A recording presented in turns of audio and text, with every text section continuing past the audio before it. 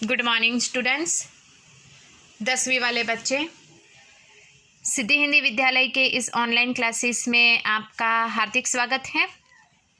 अब बच्चों, यहाँ पे हमारा ये जो लेसन चल रहा है, ठीक है, काव्य हुए हमारे यहाँ पे, पाठ भी हुए हमारे यहाँ पे। अब यहाँ पे हमारा ये जो लेसन, जो छठा काव्य चल रहा है, यह दंतुरित मुस्कान, ठीक है, जिसमें हम जो कवि है वो कवि का परिचय प्राप्त कर रहे थे, जिसमें थोड़ा सा और बाकी है वो हम देख लेते हैं। काव्य का सारांश बाकी है, उसकी भी मैं चर्चा कर लेती हूँ, ठीक है। अब यहाँ पे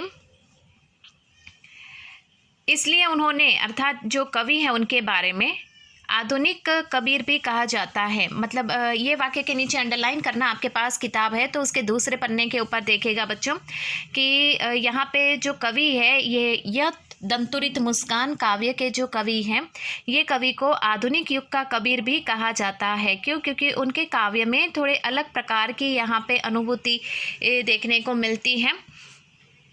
क्योंकि राजनीतिक क्षेत्र, सामाजिक परिस्थितियाँ, जो उथल पुथल है, वो सारी बातें उनके काव्य में उन्होंने की हैं। छायावादोत्तर दौर के वे ऐसे अकेले कवि हैं जिनको कविता गांव की चौपाला और साहित्यिक दुनिया में समान रूप से लोकप्रिय रही। वे वास्तविक अर्थों में जन कवि हैं, सामायिक बोध से गहराई से जुड़े। नागार्जुन की आंदोलनधर्मी कविताओं को व्यापक लोकप्रियता मिली। कवि ने छंदों के काव्य रचना की और मुक्त छंद भी है। अब यहाँ पे स्पष्ट रूप से बताया गया है कि ये जो कवि है, ये काव्य लिखने वाले, उन्होंने यहाँ पे उनकी जो लोकप्रियता है कौन सी है कि उन्होंने गांव की जो सभ्यता है, संस्कृति है, उसको साहित्यिक दुनिया में लाने का प्रयास किया। वास्तविक रूप से सही मायने में, सही अर्थों में देखा जाए तो वो एक ऐसे जन कवि है जो उसकी गहराई तक जाकर यहाँ पे काव्य के माध्यम से उन्होंने समाज की स्थिति को उजागर करने का प्रयास किया। अब बच्चों, यहाँ पे तो हमने देखा कि काव्य का सारांश, जैसे कवि जो है, ये कवि का परिचय प्राप्त किया। अब यहाँ पे हम काव्य के सारांश की चर्चा करते हैं, ठीक है। तो उस काव्य के जो सारांश है उसमें किस प्रकार से है, आपकी किताब है तो उसमें देखिएगा। किताब में लिखा हुआ है कि यह दंतुरित मुस्कान कविता में छोटे बच्चे की मनोहर मुस्कान देखकर कवि के मन को जो भाव उमड़ते हैं, उन्हें कविता में अनेक बिंबों के माध्यम से प्रकट किया है। कवि का मानना है कि इस सुंदरता में ही जीवन का सौंदर्य है, संदेश है। इस सुंदरता की व्याप्ति ऐसी है कि कठोर से कठोर मन भी पिघल जाए। इस दंतुरित मुस्कान की मोहकता तब और बढ़ती है जब उसके साथ नज़र का बाखपन जुड़ जाता है। अब यहाँ पे बच्चों दो कविता है इस काव्य के साथ। काव्य तो हमें एक ही गिनना है, लेकिन उसमें दो भाग जैसे हैं, दो प्रकार, दो हिस्से जैसे हैं। यह दंतुरित मुस्कान और उसमें दूसरा भी काव्य है फसल। ये दोनों काव्य लिखने वाले एक ही कवि हैं। सबसे पहले मैं आपको बता दूं, ये दोनों काव्य लिखने वाले एक ही कवि है, ठीक है। तो यहाँ पे बच्चों एक एक काव्य हम पढ़ेंगे तो एक एक काव्य का परिचय देखेंगे। तो पहले हम पढ़ेंगे यह दंतुरित मुस्कान। तो ये काव्य पढ़ने से पहले यहाँ पे इस काव्य की चर्चा थोड़ी सी कर लेते हैं। सारांश में आपको बता दूँ, आपके पास किताब है तो किताब में आप देख सकते हो जो चित्र दिया गया है वह, ठीक है। वो चित्र देखकर हमें यहाँ स्पष्ट होता है कि किस प्रकार से कवि ने यहाँ पे बताया कि संसार में रहकर जो हमें सुख प्राप्त होता है, जो जीवन का संदेश मिलता है, वो यहाँ पे इंसानियत से, अर्थात उसके रिश्तों से मिलता है। यहाँ पे उन्होंने छोटे बच्चे की बात की है कि छोटे बच्चे की जो मुस्कान है वो किस तरह से हंसता है, उसकी हंसी से जैसे कि पूरी दिन भर की थकान जो होती है वो भी मिट जाती है। किस प्रकार से उसकी जो मुस्कान है, यहाँ पे उन्होंने अलग अलग प्रकार के बिंब यानी उदाहरण प्रस्तुत करके उन्होंने हमें बताया है कि उसकी एक छोटी सी मुस्कान देखकर यहाँ पे परेशान दुखी इंसान भी यहाँ पे पल भर के लिए खुशनुमा हो जाता है। यहाँ पे कठोर से कठोर मन वाला इंसान भी छोटे बच्चे की ये दंतुरित मुस्कान को देखकर किस प्रकार से खिलखिलाता है, मुस्कुराता है, उसका मन कैसे पिघल जाता है। उसकी जो मुस्कान होती है वो कितनी नाजुक, कोमल, कितनी मोहक होती है, जो ऐसे कठोर इंसान के मन को भी पिघला के रख देती है।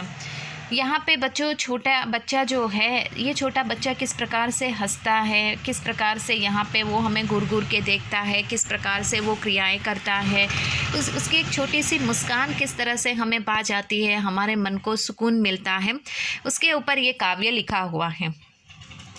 ठीक है बच्चों, तो हम ये काव्य पढ़ते हैं। जैसे जैसे काव्य पढ़ेंगे वैसे वैसे हम उसको समझने का प्रयास करेंगे। ठीक है, जो दूसरी कविता है वो दूसरी कविता का भावार्थ जब हम दूसरी कविता पढ़ेंगे तब मैं पहले उसका भावार्थ मैं आपको बताऊंगी। ठीक है, तो यहाँ पे पहली जो कविता है, ये पहली कविता के बारे में हम पढ़ लेते हैं। काव्य की शुरुआत करते हैं, यह दंतुरित मुस्कान। उसमें बिल्कुल सीधी सरल भाषा में यहाँ पे लिखा हुआ है। जैसे काव्य में तो कैसा कि छंद होते हैं, छंद युक्त, लय युक्त काव्य होते हैं, जो उसको थोड़ा सा समझना हमारे लिए मुश्किल होता है। कभी कभी वज्र भाषा में भी काव्य लिखे, ज़्यादातर श्री कृष्ण को लेकर या मीराबाई इस तरह से जो पद का निर्माण करते हैं, श्री कृष्ण के ऊपर जो काव्य लिखे हुए होते हैं, अर्थात कबीर के जो यहाँ पे साखिया, पद, शब्द होते हैं, दोहे होते हैं, वो थोड़े हमें समझने में परेशानी होती है। लेकिन यहाँ पे बिल्कुल सीधी सरल भाषा में ये काव्य लिखा है। तुम्हारी यह दंतुरित मुस्कान, आपके पास कॉपी है तो उसमें ध्यान दीजिएगा बच्चों, ये चित्र भी मैं आपको दिखा रही हूँ। तुम्हारी यह दंतुरित मुस्कान, कवि कहते हैं, देखो यहाँ पे चित्र में दिखाई दे रहा है, छोटा सा बच्चा अपनी माँ की गोद में है। ठीक है, माँ उसको लेकर किस तरह से खड़ी है और वो किस तरह से हंस रहा है, और सामने वाले जो यहाँ पे है बुज़ुर्ग जो है, उनको किस प्रकार से हंसकर वो उनका स्वागत करता है। तो कवि कहते हैं कि तुम्हारी यह दंतुरित मुस्कान, छोटे बच्चे से कहते हैं कि तुम्हारी ये जो सुंदर सी मोतियों की तरह चमकने वाली ये जो दंतुरित मुस्कान है, मृतक में भी डाल देगी जान, अर्थात किसी मृतक इंसान में भी जान डाल देगी, ऐसी तुम्हारी मुस्कान है। किसी इंसान की मृत्यु हुई है तो उस इंसान में भी जान डाल दे, वो भी वापस जैसे कि जिंदा हो जाए, इस तरह से तुम्हारी ये मोतियों वाली मुस्कान चमक रही है। धुली धूसर तुम्हारे ये गात, छोड़कर तालाब मेरी झोपड़ी में खिल रहे जलजात, जलजात यानी कमल। यहाँ पे तुम्हारे ये जो मुस्कान है ना, वो किस प्रकार से यहाँ पे धुली धूसर तुम्हारे ये गात, किस प्रकार से तुम ये हंसते हो, तुम्हारी ये जो मुस्कान है, तुम्हारी ये जो हंसी है, वो किस प्रकार से यहाँ पे जैसे कि एक गीत जैसी, तुम्हारे हंसने की ये जो आवाज़ है, जैसे कि ऐसा मानो प्रतीत होता है कि किस प्रकार से ये गीत गूंज रहा है। छोड़कर तालाब मेरी झोपड़ी में खिल रहे जलजात, इस संसारिक सुखों को छोड़कर मैं किस प्रकार से यहाँ पे तुम्हारी ये हंसी की खिलखिलाती हुई आवाज़ में डूब गया हूँ। उनके बारे में बताया कि जिस तरह से कमल जो होते हैं वो तालाब में खिलना छोड़कर किस प्रकार से मेरी झोपड़ी में खिल रहे हैं। इसका मतलब ये है कि तुम्हारी ये एक दंतुरित मुस्कान, ये मोतियों की तरह चमकने वाली मुस्कान किस प्रकार से मेरे ये सांसारिक सुखों को मैं त्याग के किस प्रकार से तुम्हारी इस मुस्कान में मैं खो गया हूँ। परस पाकर तुम्हारा ही प्राण पिघल कर जल बन गया होगा कठिन पाषाण, पाषाण यानी पत्थर। परस पाकर तुम्हारा ही प्राण, तुम्हारे पास आकर जो कठिन हृदय वाला पिघल कर जल बन गया होगा कठिन पाषाण, कठिन यानी बहुत ही कठिन हृदय वाला इंसान, उसका हृदय भी यहाँ पे मोम की तरह पिघल कर, जल की तरह पिघल कर बह गया होगा।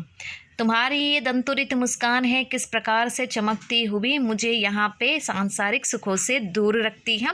मैं तुम्हारी मुस्कान में किस प्रकार खो गया हूँ। छोटे बच्चे की मुस्कान को देखकर यहाँ पे कवि ने कहा है, उन्होंने ये भी कहा है कि किस प्रकार से पत्थर हृदय वाला इंसान भी तुम्हारी मुस्कुराहट, तुम्हारे मोतियों की तरह चमकने वाली ये मुस्कान जो है वो देख कर किस प्रकार से उसका जो पत्थरों की तरह कठिन जो उसका मन है वो भी जल की तरह पिघल कर बह गया होगा। तो बच्चों आज के इस वीडियो में हम यहाँ तक देखते हैं। आने वाले वीडियो में उसके आगे वाले जो हिस्सा है उसकी काव्य जो है उसकी हम चर्चा करेंगे। तब तक के लिए थैंक यू।